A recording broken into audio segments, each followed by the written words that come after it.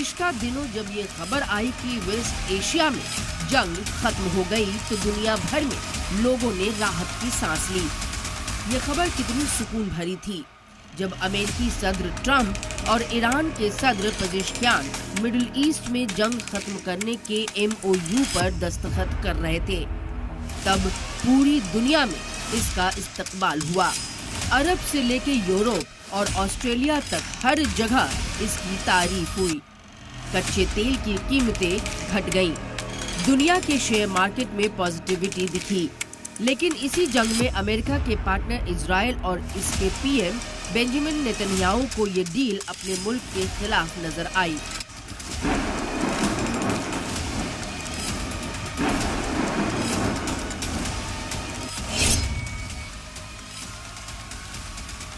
שמירה על הקשר החשוב עם ידידינו האמריקנים שלחמו לצידנו כתף אל כתף, ואנחנו מעריכים זאת מאוד. רצועת הביטחון בדרום לבנון, זה מחייב שלא נצא משם כל עוד צורכי הביטחון של ישראל מחייבים זאת, כי הרצועה הזאת מפרידה בין מחבל חיזבאללה לאזרחינו ויישובינו.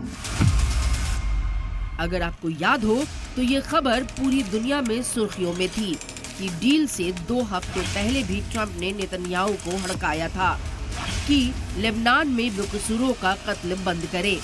Trump ने Netanyahu को सनकी तक कह डाला था, लेकिन ईरान के साथ डील के आखिरी मौके तक नेतन्याहू के रवैये में कोई फर्क नहीं पड़ा।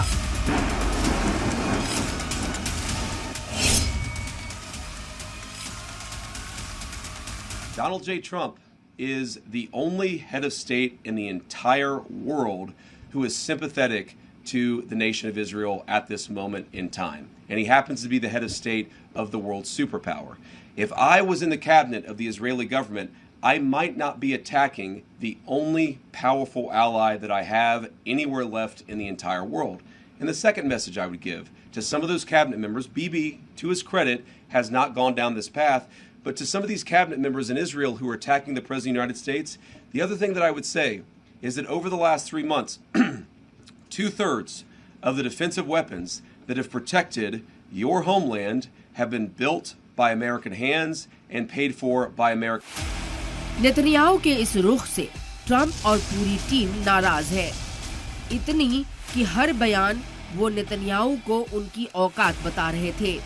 आखिर 90 लाख की आबादी वाला मुल्क जिसका अमेरिका को छोड़कर कोई दोस्त नहीं, वो आखिर किसके दम पर दुनिया के सुपर पावर के खिलाफ जाने की हिम्मत कर रहा है।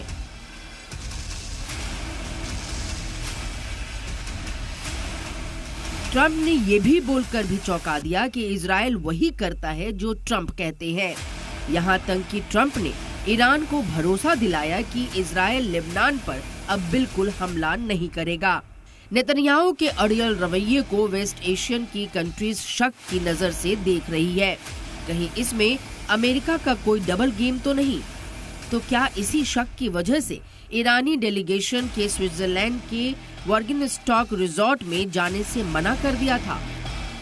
स्विट्जरलैंड का ये खूबसूरत रिजॉर्ट दुनिया की एक बड़ी पीस डील का गवाह बनने वाला था। यहाँ सारी तैयारियां पूरी हो चुकी थी, लेकिन आखिरी वक्त में अमेरिका और ईरान के बीच नेतन्याहू की वजह से खलल पड़ी।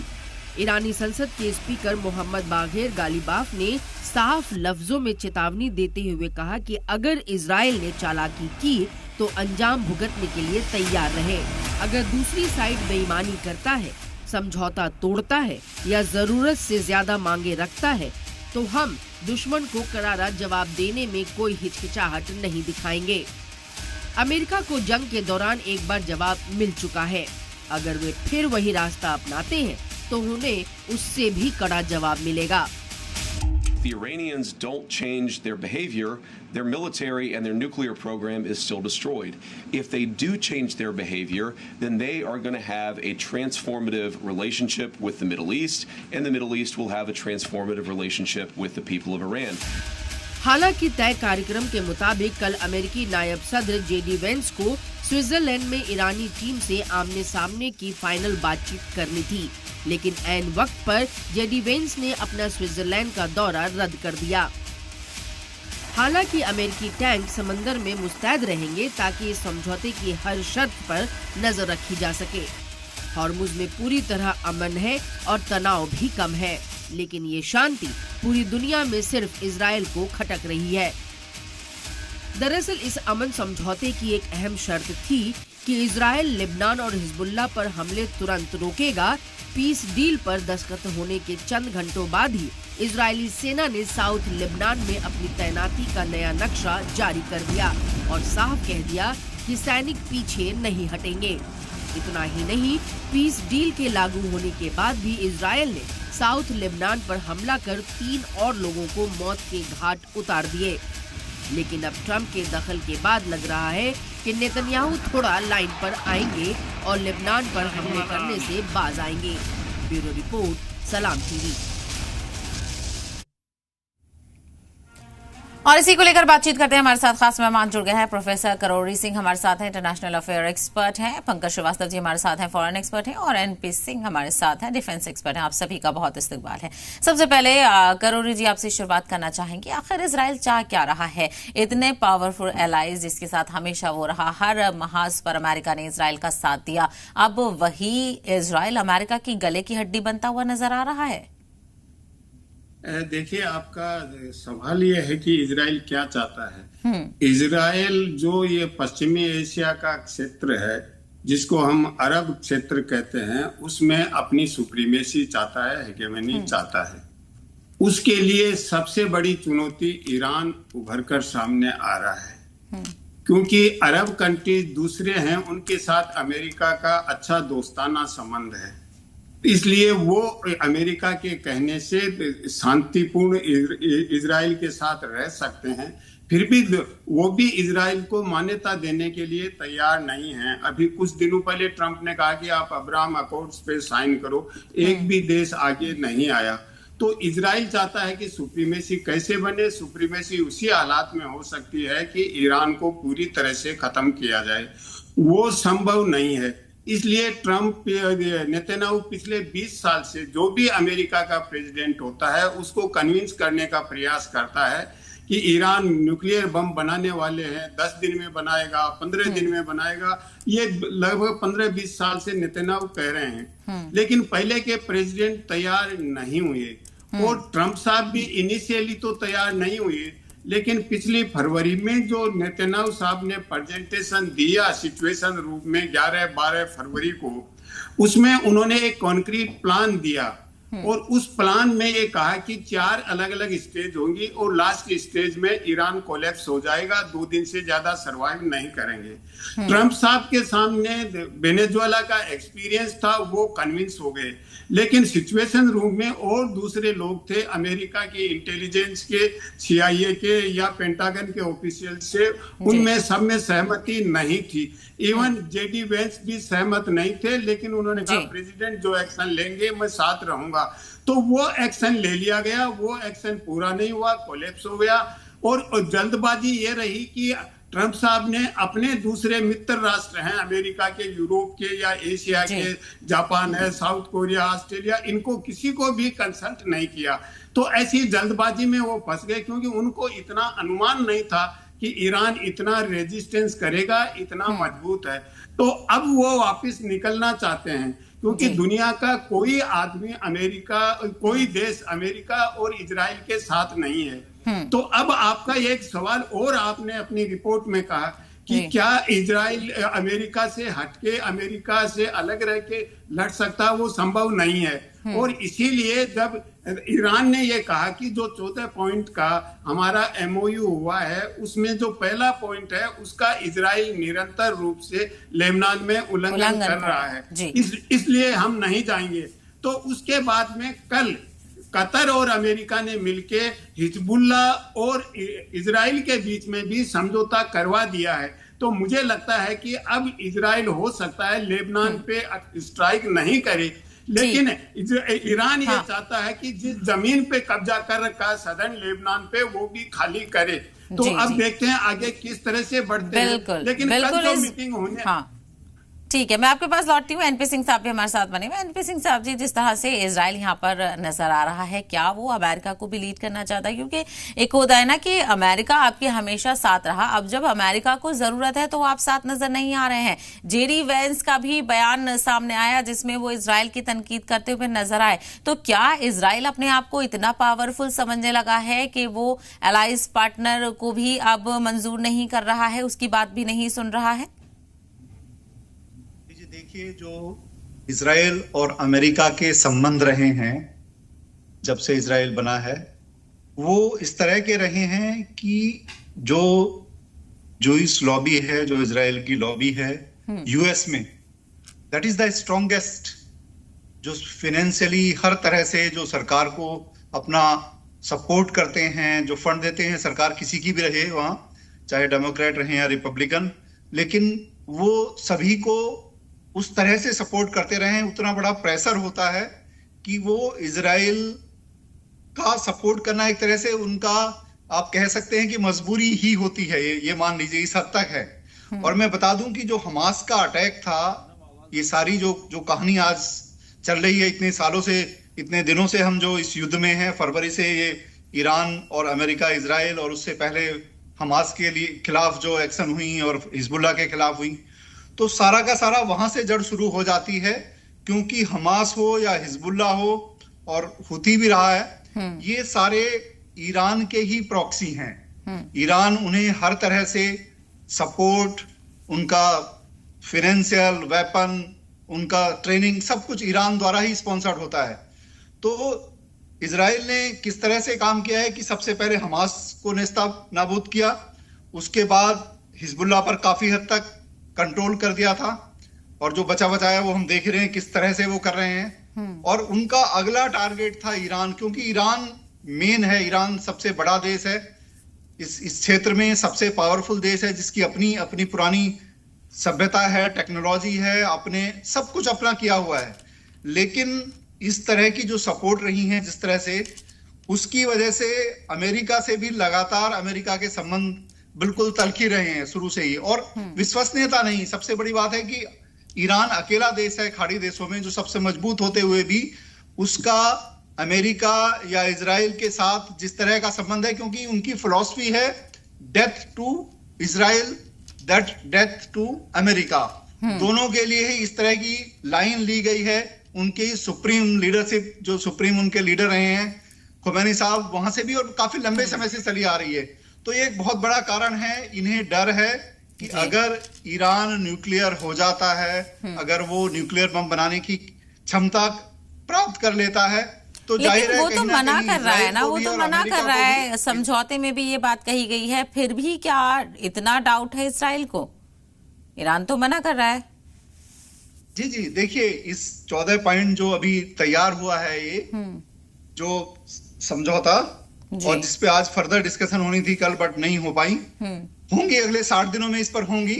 तो कहीं ना कहीं देखिए, ईरान की भी जिस तरह से हमास को लेकर नॉन नेगोशिएबल थी, और लेबनान का हमने देखा है, मुझे उम्मीद है पूरी, देखिए बहुत बड़ी खुशी की बात तो ये हुई है कि ये समझौता हो गया है। कई महीनों से पूरा विश्व एक संकट में डूब चुका था। बिल्कुल खुशहाल बात ये थी। मैं आपके पास लौटती हूँ। पंकज जी, आपसे भी समझना चाहेंगे, जिस समझौते को अब अमेरिका भी मंजूर कर चुका है, वो भी ईरान के साथ बातचीत करने के लिए तैयार हो गया और बाकायदा साइन हो गए, लेकिन फिर भी नेतन्याहू कह रहे हैं कि ईरान के साथ डील मंजूर नहीं। ये किस तरह का बिहेवियर है और इस बात के इशारे क्या है, मायने क्या है? पंकज जी।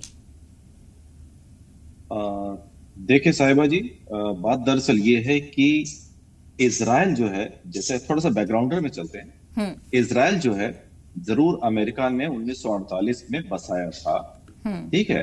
अभी करंट परिप्रेक्ष्य में हम देखें तो साहब ये फिलिस्तीनियों की जमीन थी जिसके ऊपर इजराइल को बसाया गया है। लेकिन अगर हम हिस्टोरिकल बैकग्राउंड देखें तो ये जगह जो थी वो इजराइल, ये थी यहूदियों की जगह।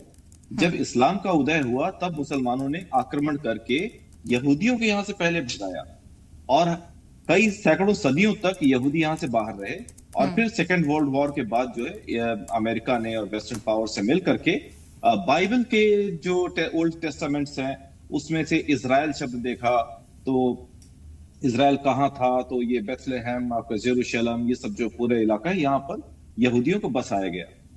अब क्या है कि वो शुरुआत हुई लड़ाई जो है इनके ये फिलिस्तीन से चलती रही थी लंबे समय तक।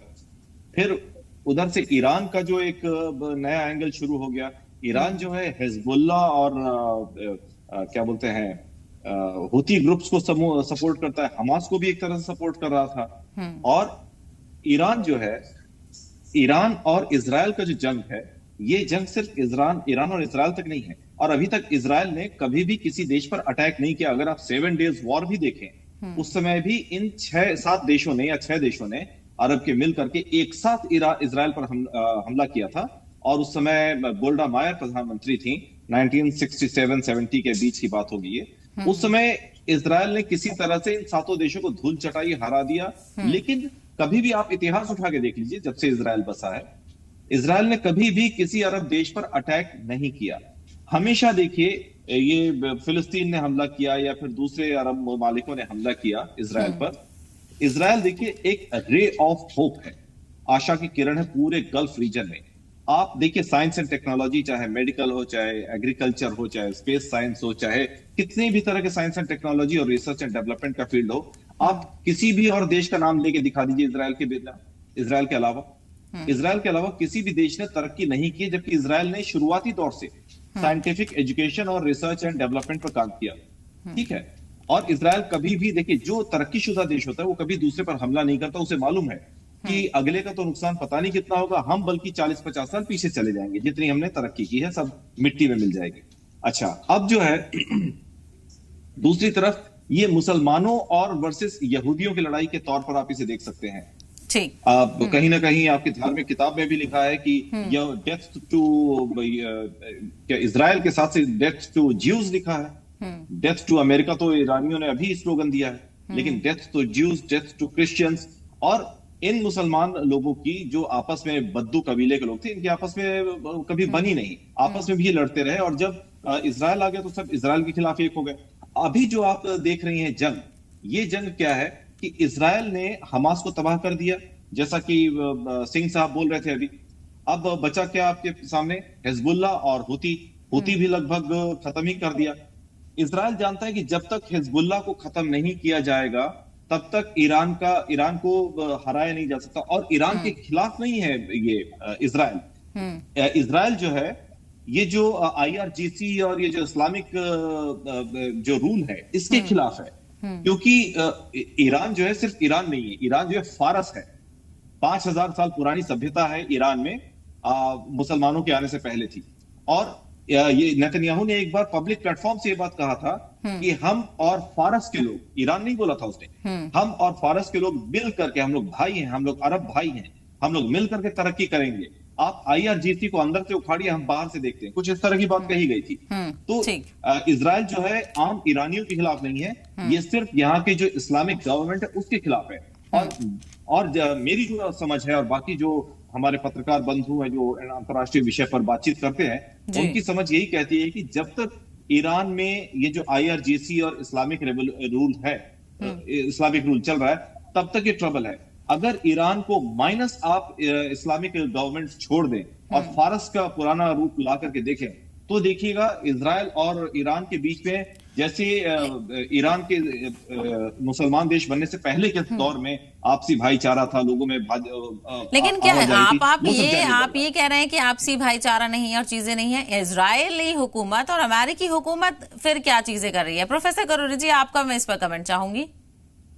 देखिए, हमारे साथी पंकज जी ने ये कहा कि इजराइल ने कभी हमला नहीं किया।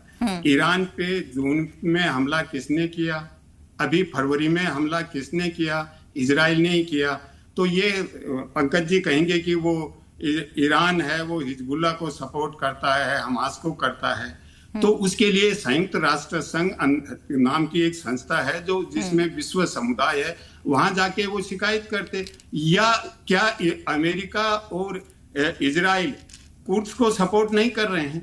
क्या अजरी को सपोर्ट नहीं किया? कुर्द्स को तो यहां तक कहा कि हम कुर्द्स के लीडर से मिलेंगे, उनको हथियार देंगे। और ईरान में जो जन आंदोलन चल रहा था, उसको ट्रंप साहब ने ये कहा कि मैं हथियार भेज रहा हूं, मैं मदद के लिए आ रहा हूं, आप तो लड़ो। तो ये ऐसा नहीं है कि हम एक तरफा रहें। इजराइल को बिल्कुल अच्छा कहें, क्योंकि इजराइल कहाँ बसा है? जो हजारों साल पहले कहते हैं कि इजराइल की जमीन थी, वहां इजराइल आ गया। अब पूरा विश्व समुदाय कहता है कि आप एक सह अस्तित्व में रहो, लेकिन फिर भी इजराइल एक्सेप्ट करने को तैयार नहीं है।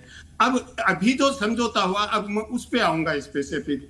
अभी जो 14 पॉइंट हुआ है उसमें आप कहेंगे कि इजराइल को क्यों सम्मिलित नहीं किया, जबकि पहला अटैक जो ईरान पे था इजराइल ने किया था।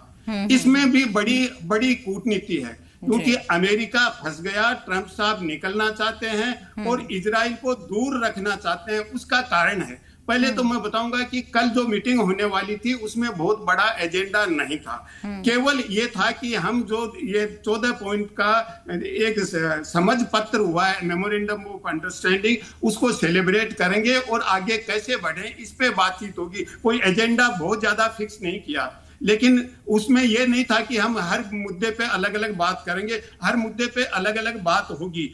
लेकिन डेलिबरेटली इजराइल को सम्मिलित नहीं कर रहे हैं, क्योंकि जो ही इजराइल को सम्मिलित करेंगे पैलेस्टाइन का इश्यू आएगा, और न अमेरिका चाहता, न इजराइल चाहता और न वेस्टर्न कंट्रीज चाहते कि पैलेस्टाइन के इश्यू को इस समय यहाँ लाया जाए, क्योंकि विश्व समुदाय संयुक्त राष्ट्र संघ में ये कह चुके हैं कि 2 स्टेट सिद्धांत है, वही एकमात्र समाधान है। पैलेस्टाइन और इजराइल साथ साथ रहें, को एग्जिस्टेंस में रहें। अभी उस तक जाना नहीं चाहते, और अभी जो बातचीत हो रही है ये बहुत सुपरफिशियल है। इसमें अमेरिका निकलना चाहता है, जबकि अमेरिका मेन पार्ट था ही नहीं जंग का। जंग तो इजराइल और ईरान के बीच में था। अमेरिका ने तो फॉलो किया था इजराइल को, दोनों के ऑपरेशन अलग अलग थे। अटैक इजराइल ने किया, तो अमेरिका खुद अपने आप को निकालना चाहता है, बस इतनी सी बात है। और इजराइल को ये समस्या है इसकी, जो वेस्ट एशियन कंट्रीज की, वो वैसी की वैसी रहेगी, अभी नहीं। और दूसरी एक महत्वपूर्ण बात बताऊं, देखिए IRGC हो सकता है कि ईरानियों पे अत्याचार करती है, लेकिन जो साथ थे पहलवी, उनकी जो सवाग फोर्स थी वो CIA और मोसाद से मिलके ईरान में क्या कर रही थी उस समय? उसने अत्याचार नहीं किए, क्योंकि उस समय ईरान का तेल मिल रहा था, वो अमेरिका और जो वेस्टर्न कंट्रीज है उनके कहने से चल रहा था। 1953 में क्या किया? डेमोक्रेटिकली इलेक्टेड प्राइम मिनिस्टर को हटा के ईरान में शाह को लाए। बिल्कुल बिल्कुल, ये सारी चीजें बिल्कुल देखने को मिलती हैं, और आगे इसका किस तरह से असर रहेगा इस पर भी नजर बनी रहेगी। बहुत शुक्रिया आप सभी का इस हवाले से बातचीत करने के लिए, अपना कीमती वक्त देने के लिए।